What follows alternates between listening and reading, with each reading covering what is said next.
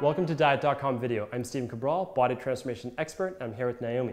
We're going to go through a full body exercise today. It's going to show you how to work your legs, core, and shoulders, basically your whole upper body all in one exercise. So I have a pair of 12-pound weights here, just dumbbells. I'm going to show you how kettlebells will work as well a little later for an advanced version. But what I want to do is actually just take two 6-inch boxes. If you don't have boxes, you can put dumbbells or anything to stack it up to a certain height. So what I want Naomi to do now is face towards this direction. Okay, dumbbells are on each side, and I like to go about hip width apart so that there's just plenty of room to be able to squat down and touch. So as she squats down, we're going to break it up into 3 movements. She's going to touch the boxes, keeping her chest up. Okay, now she's going to curl up, keeping her palms facing each other. So I want to keep them right like this, and now she's going to lift her elbows and press directly overhead. Okay, and now she's going to kind of mold it into one movement. So she's going to come down, touch the box, curl up quick as she comes up, and now press up overhead. And this will allow you to actually lift more weights than you typically could just for a curl and a press. Because I don't want your press weight to be too light, and typically your press weight is always more than you could curl. So we're going to do 12 to 15 repetitions. She's sitting back. She has her chin parallel to the floor as she squats down on the way down and on the way up. She's looking straight ahead, and that's so her back doesn't round out at all.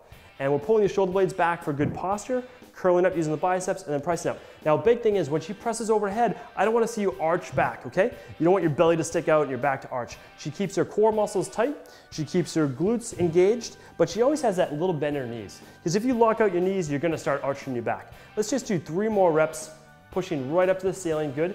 Breathing in and down, and right back up, and press.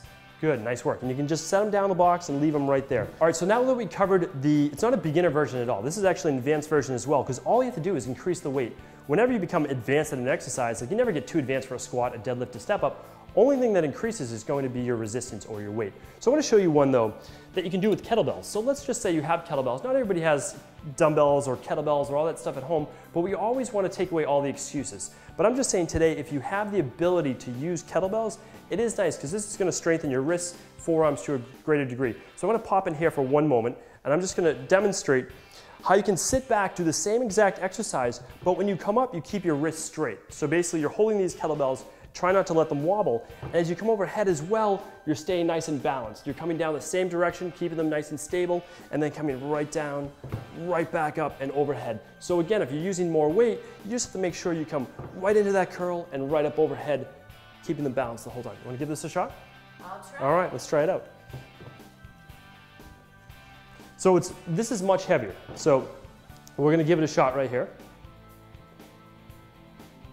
And press. Nice work. Good. Down slow, right back down. Just try 1 or 2 more reps. Abs are tight.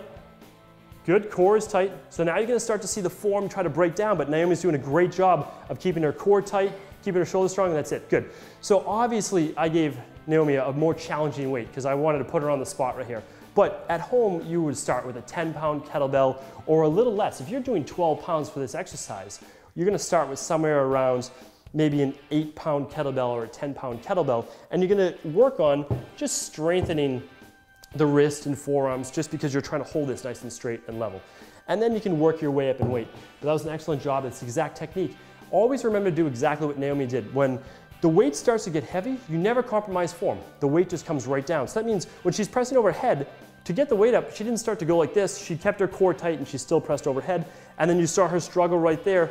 Well, when she struggles and she can't get the weight up, the weights come right back down. She doesn't go like this to get up overhead. So it was an excellent job. We didn't even plan that. And we'll be back with more videos from Diet.com real soon.